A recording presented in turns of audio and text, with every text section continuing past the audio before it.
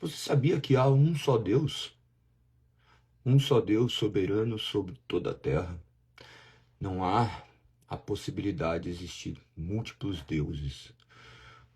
Um deve ter sido a origem de tudo e parte do pressuposto que ele é eterno.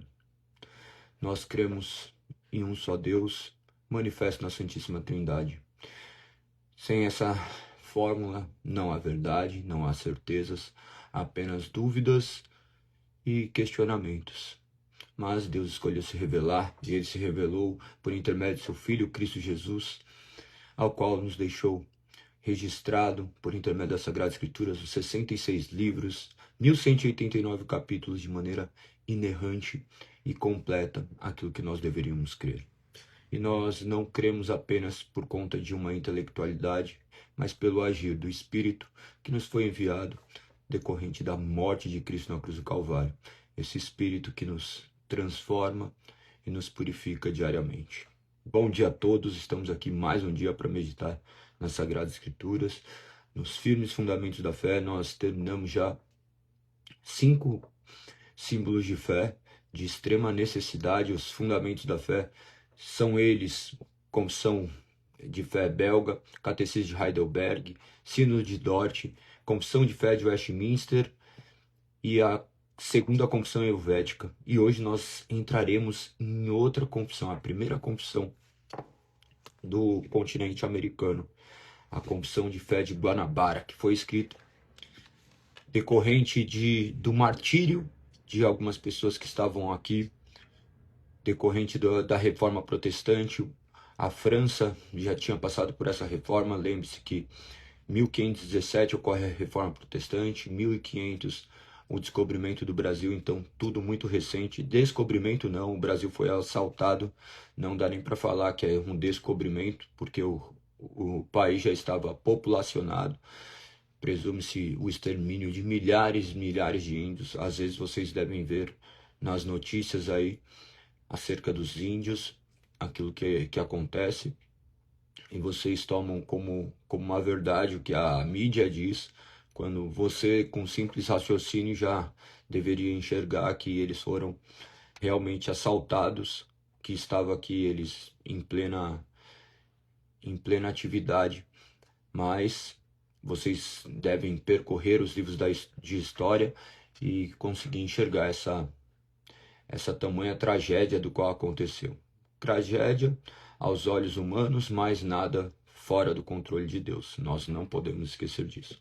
Então, lembre-se que daí 1500 o Brasil é colonizado pelos portugueses. Ele já vem com a instituição de uma igreja completamente institucionalizada, distante completamente do que Deus estabeleceu na sua palavra, apenas ritos e mais ritos, os quais deviam ser feitos, custasse o que custasse. Não partia do pressuposto da salvação somente pela fé, conforme estabelecido pelas Sagradas Escrituras e reforçado pela Reforma Protestante. Então, de 1500 a 1555, ainda todo esse processo de colonização, veio uma expedição da França, daí chamado Projeto França Antártica. Se eu estiver falando alguma groselha, depois me corrijam, viu? Porque faz tempo não, eu li, né, recentemente, para também poder falar com vocês, mas nós somos seres humanos e nossa cabeça é falha. E eu não gosto de ficar olhando muito anotações, esse tipo de coisa. Eu prefiro que flua naturalmente para que a gente possa ter um direcionamento e também falarmos daquilo que é vivo e eficaz. Então, continuando, 1555 vai chegar Nicolau Durand Villagnon, na Baía de Guanabara, o projeto França Antártica. Então, com essa questão da colonização, João Calvino, um dos reformadores de Genebra. Lembre-se que lá em Genebra estava acontecendo, em todo lugar da Europa, estava acontecendo o verdadeiro êxodo. O que é êxodo? Uma saída, não era uma saída daquelas pessoas para outras regiões, os protestantes, porque eles estavam sendo mortos por conta dessa questão da reforma protestante, onde eles não se curvavam mais àquilo que o Estado dizia, porque o Estado já estava completamente unificado com a fé, eles não tinham liberdade de crença e parte de um pressuposto que a nossa fé é livre, do qual nós cremos que Deus soberano, que opera no coração para que possa converter aqueles que ele chamou desde antes da fundação do mundo. Então, comece a enxergar todo esse cenário, tente se fazer cada vez mais presente nisso para conseguir enxergar a história desses fundamentos da fé. Esses fundamentos da fé que não terminam aí, tá? Isso daí é apenas uma parte da história, mas esse é um passo marcante e tão esquecido da nossa cultura, principalmente da nossa cultura cristã, que deveria se lembrar desses mártires que morreram para que essas palavras chegassem até nós. Então, quando ocorre esse acordo entre Vlagnon e Calvino, Calvino envia alguns missionários para cá, algumas pessoas falam 12, mas tem relatos disso, inclusive, num livro, mas algumas coisas são bem conturbadas quanto a exatidão desses termos, de quantos morreram, quantos não morreram. Mas o que acontece? Eles aqui, quando eles chegam aqui, aí eles tinham um projeto de colonização e também de instrução acerca do Evangelho. Lembre-se que a reforma protestante partia do pressuposto que o homem era chamado única e exclusivamente por Deus, que o homem proclamava a palavra, mas era Deus que aplicava essa palavra nesses corações. Então o Evangelho foi feito para ser pregado a toda criatura, independente do seu estado, da sua circunstância, sabendo que Deus haverá de convertê-los. E eles tinham essa plena convicção de amar o próximo, porque eles carregavam a imagem de Deus. Com essa mentalidade, eles chegam até aqui, começam um processo de evangelização, só que rapidamente Vilagnon, ele não sabe se premeditadamente ou não, aquele que era favorável à reforma, aos pensamentos protestantes, se curva à fé católica, não concordando com os princípios estabelecidos nas Sagradas Escrituras.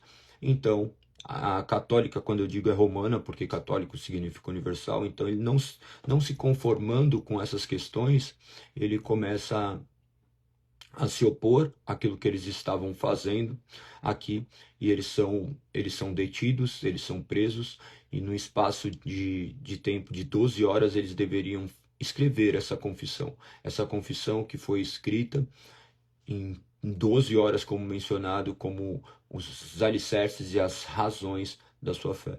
E se você fosse morrer hoje, se você tivesse mais algumas horas, não ia adiantar você falar o que você fez, não ia adiantar você contar toda a sua história, você deveria deixar como herança aquilo que você crê. O que você escreveria acerca do que você crê? Por que você é salvo? Qual é a razão de você ser salvo? Que Deus que você serve? Quais são os princípios que iriam nortear a sua vida? A vida das pessoas seguintes, porque a sua estava sendo estipada. Então imagina que eles escreveram ali de maneira muito assertiva, apenas com, com, com papel e uma pena, apenas papel, pena e tinta, para que pudesse repercutir durante toda a eternidade, porque foram selados esses papéis com seus sangues também, que foram utilizados como mártires, porque logo em seguida eles morrem, são martirizados. As águas que vocês veem, então carregaram corpos de pessoas que lutaram pela fé, e nós temos vilipendiado a nossa fé constantemente, vivendo de maneira completamente desproporcional àquilo que as Sagradas Escrituras nos dizem. Então imagina que esses homens morreram, foram executados, alguns foram executados, outros retornaram para a França. Inclusive, você vai ver, tem um livro, eu vou compartilhar com vocês depois o PDF no grupo da igreja, eu vou mandar para vocês o link dentro da lista de transmissão. Este livro, o português, está em português, mas é o retrato de um dos que estiveram aqui. Eles retratam de maneira bela assim a história do nosso país, como que chegaram, como que estavam, a recepção dos índios. Os índios, inclusive teve um que foi impactado de maneira poderosa também, do qual ele é tido como uma pessoa que proclamou de maneira fiel o evangelho. Então imagina que todos eles aqui viveram toda essa realidade dentro do que se conta. Ele conta quanto eles amaram aquelas pessoas que estavam aqui, contrariando aquele processo impositório daqueles que haviam colonizados no primeiro momento, do qual obrigavam a fazer aquilo que eles ordenavam de maneira completamente coercitiva. E o protestantismo não fala acerca de uma coerção, fala acerca de uma libertação do homem, se libertando das amarras do pecado, do seu senso de domínio, do seu senso de autoridade, sabendo que Deus é o autor soberano e o criador soberano de nossas vidas. Então, o plano de fundo é esse. Eles escrevem, agora nós vamos ler um pouquinho sobre ela. Deixa eu ver onde está aqui. Eu vou abri-la. Eu já mandei para vocês no grupo, desde bem cedinho. Mandei, estou aqui. Firme e forte. Vou apenas encontrá-la aqui no tablet. Não foi o mesmo tablet que eu mandei, então. Não é essa. Calma aí que eu vou ter que abrir. Saiu da tela. Ai.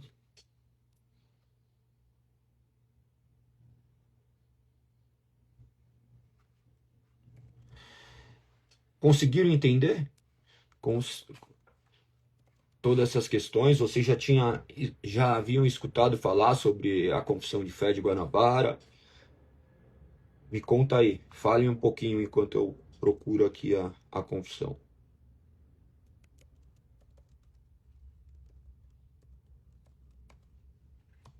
E aí, me contem, vocês já tinham escutado essas histórias? Ainda ficam romantizando todas as questões? Me contem, já abri aqui.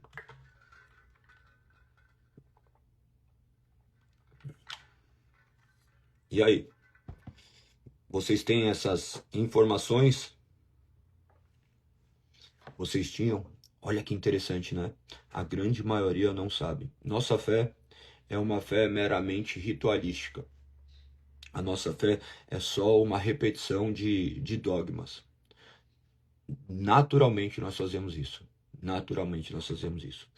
Inclusive, até a maneira que nós hoje adoramos está muito presa a uma cultura pagã do que a liberdade do qual foi estabelecido dentro da soberana palavra de Deus. Lembre-se que a nossa reunião deve ser em torno de Cristo. Hoje nós fazemos uma reunião completamente humana, onde o foco é no homem, onde nós não entendemos o que é viver em uma comunidade, como foi estabelecido pelas Sagradas Escrituras. Então nós devemos repensar, sabendo que a história está aí, para que a gente não repita o mesmo erro.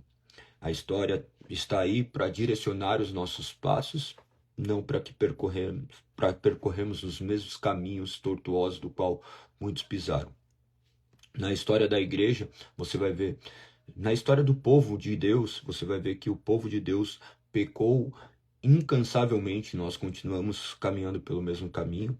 Nós somos chamados a uma obediência, nós já temos uma palavra e nós temos algo que antes de Cristo não havia, o Espírito Santo. Por isso que alguns permanecem ainda vivos, firmes e caminhando de maneira correta, não por conta do que eles fazem, mas por conta do agir de Deus em fazer com que ainda a sua palavra seja pregada, a sua palavra seja vivida e que, acima de tudo, permaneça este alicerce do qual movimenta e sustenta o mundo.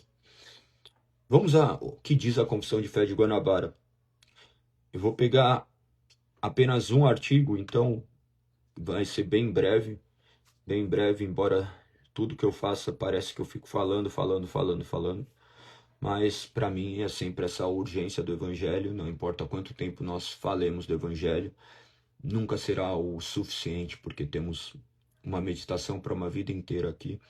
Temos que escutar o máximo possível para que essas palavras sejam cada vez mais internalizadas e mantidas pelo Espírito, para que possa ser proclamada a toda criatura. Confissão de Fé de Guanabara. Ela foi escrita aqui, ó, por Jean de Bordeaux, Mathieu Vernouil, Pierre Bourdon e André Lafon. Alguns lugares falam que esses 4 foram martirizados, alguns outros falam que tinha mais pessoas, alguns falam que só 3, mas enfim, a questão real é que, independente de como foi, todos estão mortos, todos morreram, e se eles viveram, eles devem ter vivido para a honra e glória de Deus. E mesmo se não tivessem vivido em seus íntimos, nós sabemos que todas as vidas glorificam a Deus. Até entender isso é um processo muito grande, né?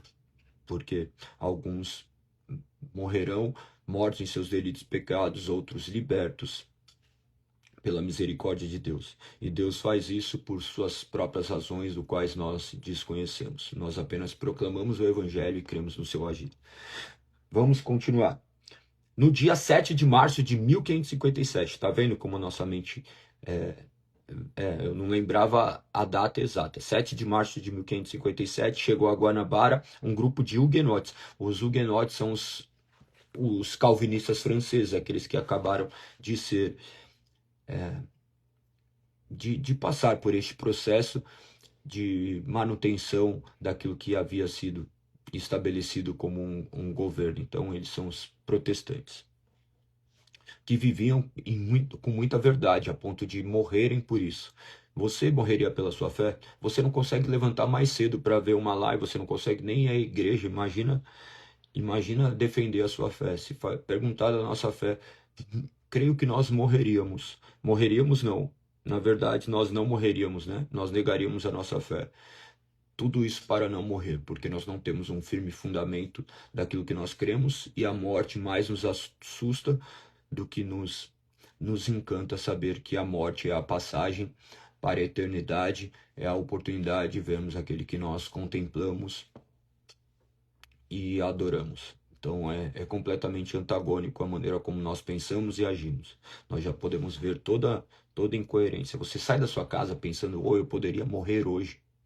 Você sai da sua casa com a certeza de que se você morresse ou qualquer pessoa da sua família morresse, eles estariam no melhor lugar que eles poderiam estar.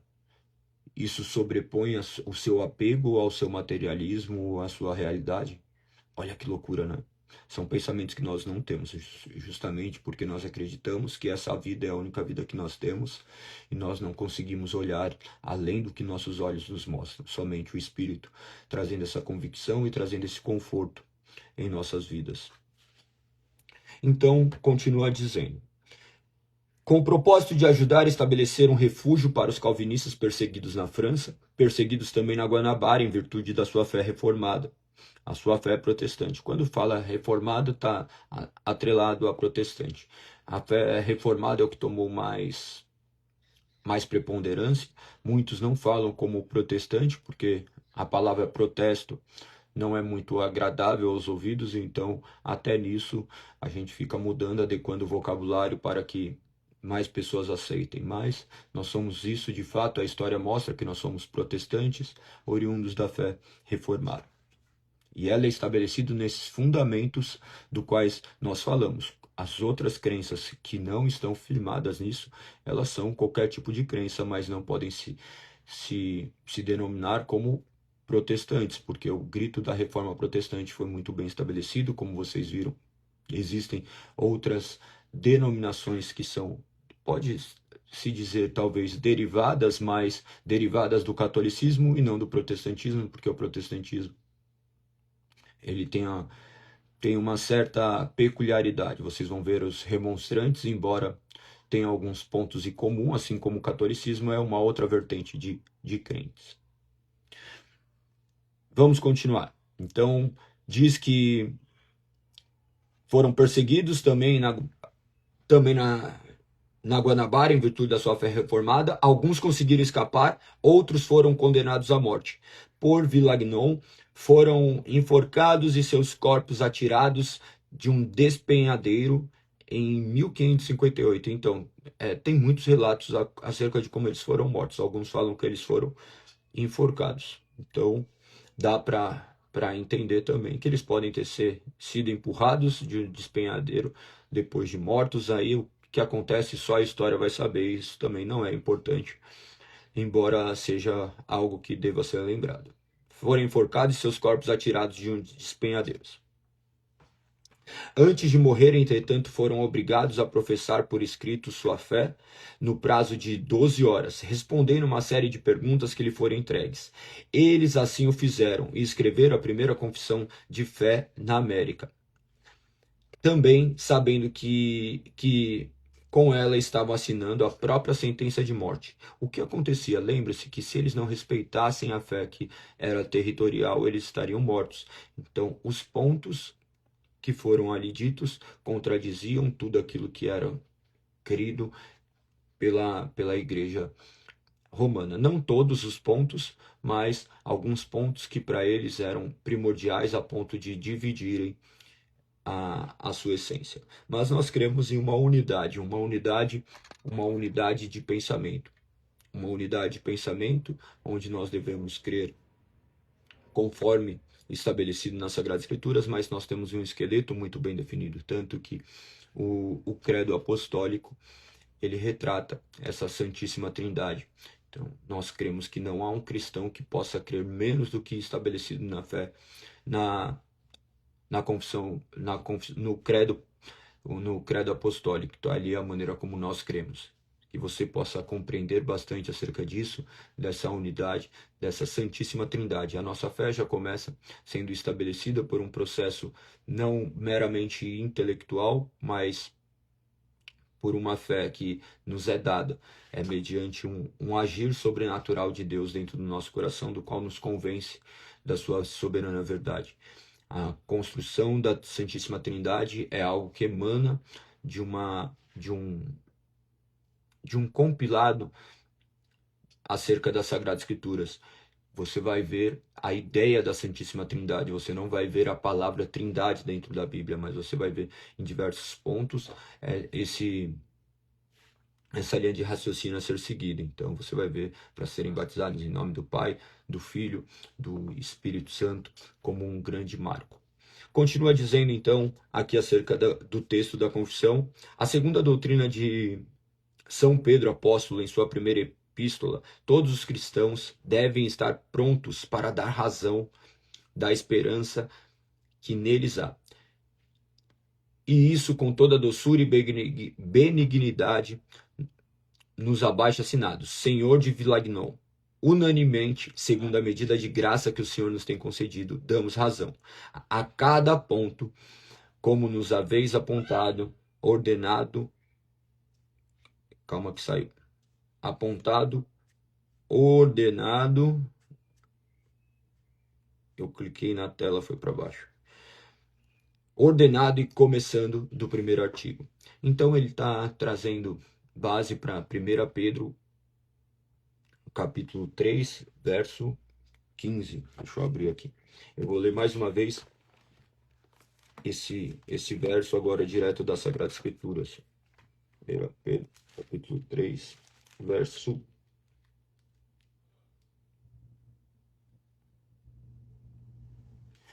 15. Olha como que está na nova versão transformadora. Em vez disso, ou melhor, eu vou ler os versos antecedentes.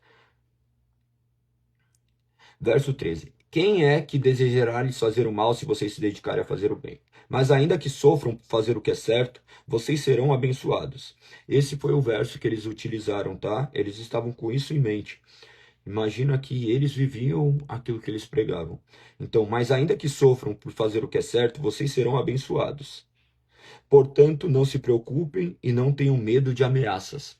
O verso principal é o verso seguinte, mas esse verso que antecede já estava alicerçado nos seus corações a ponto deles suportarem esse martírio. Primeiro, para irem para uma terra completamente desconhecida, já deve manifestar o quanto eles estavam sendo guiados pela mão poderosa que ordena todas as coisas. Eles caminharam aqui para caminharem para a sua morte, mas na verdade para a sua vida, porque a vida que mais vale não é essa que nós contemplamos com os nossos olhos, e sim aquela que nós adquirimos na eternidade. Então, claro, não dá para menosprezar essa vida que nós estamos aqui, porque nós conhecemos a Cristo por intermédio dessa vida. A vida é uma única vida, mas digo no sentido de quando nossos olhos se fecharão para esse tempo presente e serão abertos para a eternidade, o dia que não haverá mais choro, lamentação, dores, e esse é o nosso grande consolo na vida e na morte. Não pertencemos a nós mesmos, mas pertencemos a este Deus que nos comprou com alto preço, entregando seu Filho na cruz. E eles tinham essa convicção.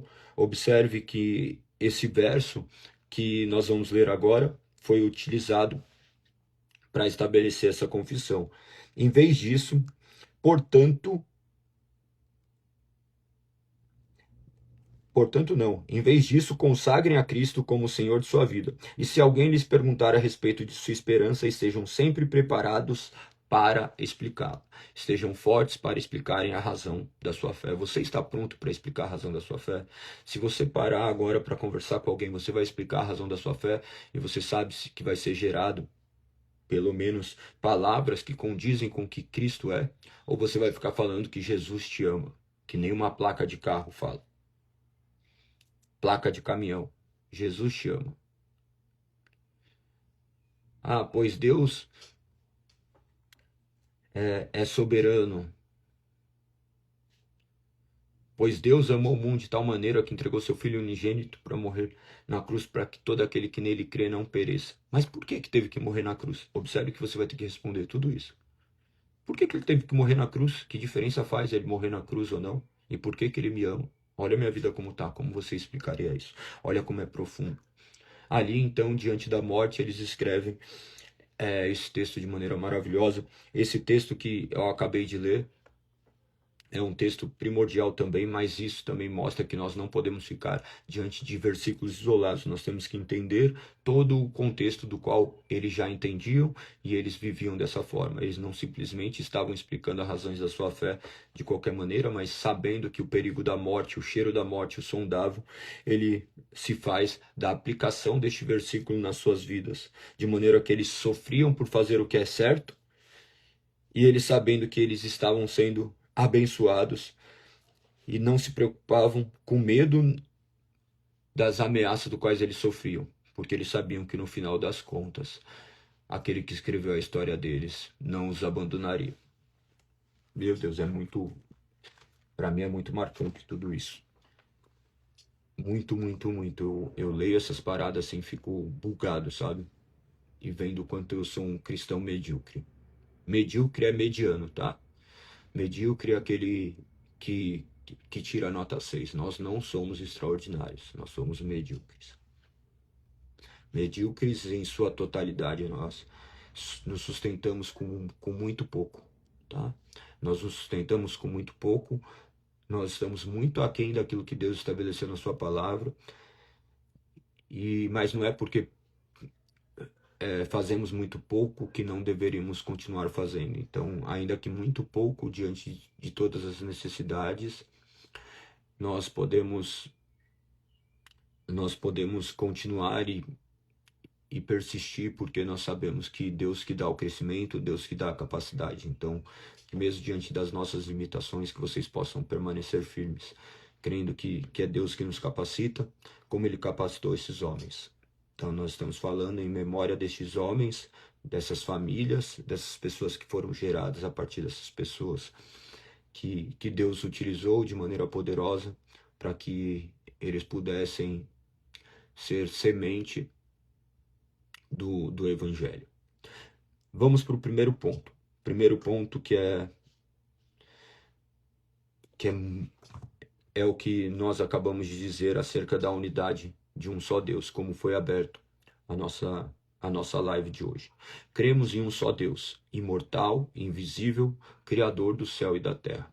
Não precisa fazer comentários quanto a isso, porque isso é algo que deve já estar esculpido em nós. Então, este Deus, imortal, invisível, criador dos céus e da terra e de todas as coisas, tanto visíveis como invisíveis, o qual é distinto em 3 pessoas: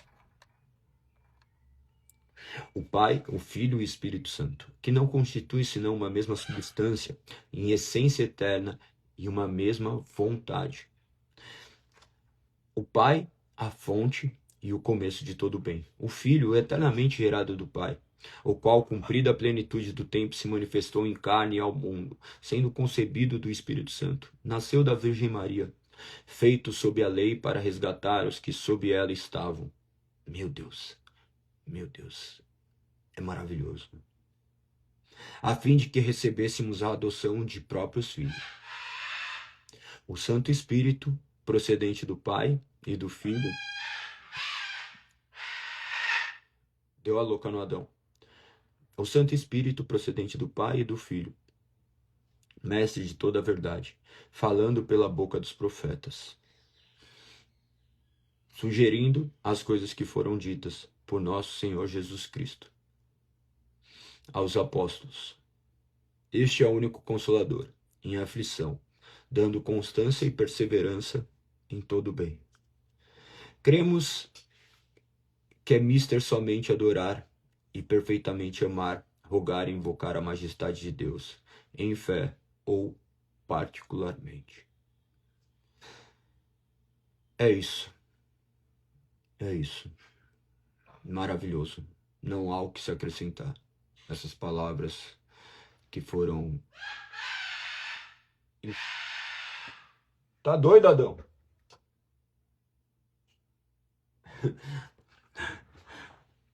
Não há o que se acrescentar acerca de tão belas palavras.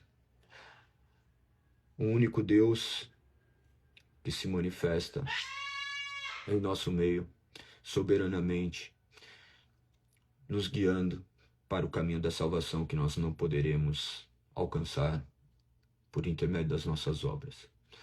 A salvação mediante a fé, a salvação mediante a crença no Divino Espírito Santo, no Deus Pai e no Deus Filho. Em Deus invadindo o espaço de tempo, se fazendo carne, morrendo na cruz pelos nossos pecados, nos resgatando daquilo que antes nos aprisionava. Com o Espírito Santo abrindo e regenerando nossa mente, nos trazendo a santificação. Aqueles que foram regenerados, transformados, também são santificados. Então que você possa viver uma vida que glorifique o nome do Senhor, que a sua vida aponte para a Santíssima Trindade. Leia depois, mais uma vez, este ponto, do qual, para mim, é um dos mais belos escritos, acerca da Trindade. Juntamente com os credos, mas esse nós sabemos o plano de fundo e foram as últimas palavras antes da morte. Os Salmos, o livro de Salmos que nós vamos abordar hoje, está também aqui no dia de hoje, é nosso dia 19 de 66, o 19º livro da Bíblia, onde nós vemos essa adoração a um Deus único e verdadeiro. O livro de Salmos, que é um compilado de autores, tem textos ali das mais variadas espécies, você vai ver cânticos, poemas, exortações, você consegue enxergar de tudo, mas sobretudo adoração e louvor. Pensa que nas igrejas primitivas eles adoravam por intermédio do cânticos de salmos, ainda algumas igrejas preservam isso, adoram cantando os salmos metrificados. Nossa, deu a louca nele, ele nunca faz isso.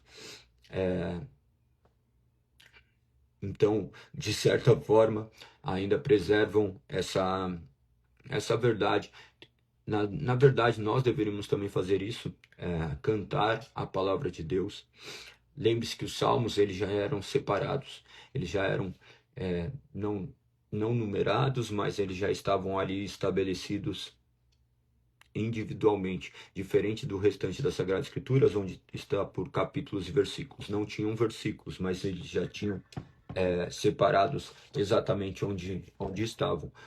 Não é uma inspiração divina o jeito que foi separado aqui em capítulos e versículos da Bíblia, tá? Mas nos Salmos eles são separados de maneira que as pessoas até olham essas divisões dos Salmos e eles vão ver a divisão como o Pentateuco também é dividido como 5 livros, de maneira que também retrata o Pentateuco. Lembre-se que o Pentateuco são os 5 primeiros livros, a a Torá, Gênesis, Êxodo, Levítico, Números e Deuteronômios, com assuntos que são aparentemente coligados.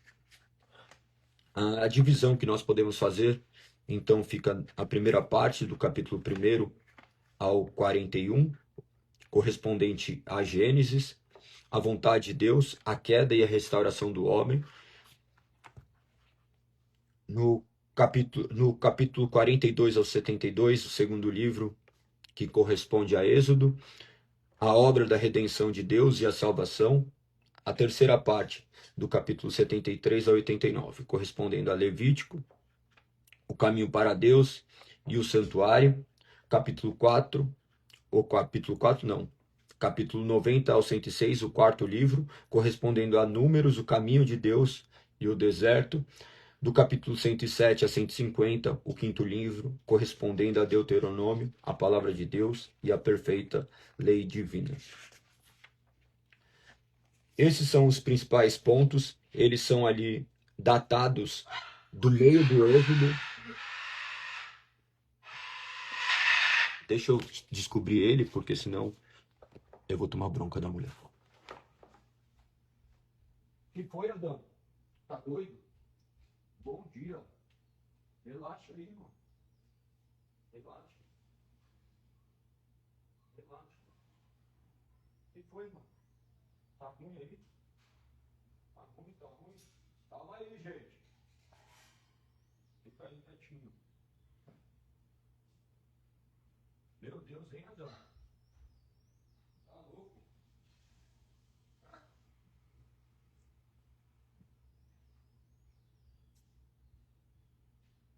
Bom dia, Adão. Bom dia. Aqui, ó.